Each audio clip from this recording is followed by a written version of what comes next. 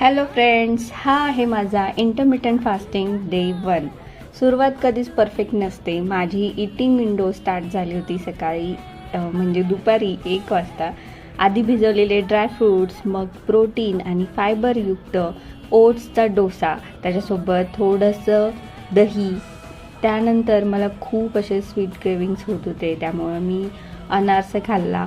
एक अनारसा खाल्ला. मी हे मुद्दामून दाखवते आहे कारण ही जर्नी आपली रिअल जर्नी आहे. असं प्रत्येकासोबत होतं. तुम्हालाही जर स्वीट क्रेविंग्स झाल्या आणि तुम्ही काही खाल्लं तर त्याचं गिल्ट न वाटू देता पुढे जात राहा. हे नॉर्मल आहे, सर्वांच्यासोबत हे होत असतं. त्यानंतर भरपूर सारं पाणी पिलं. बॉटलमध्ये पाणी घेतल्यामुळं कळतं की आपण किती पाणी पिलेलं आहे.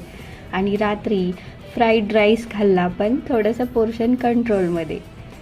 भेटूया उद्याच्या जर्नीमध्ये. त्यामध्ये मी सांगणार आहे की मी इंटरमिटंट फास्टिंगच का करते. भेटूया उद्या. Bye bye.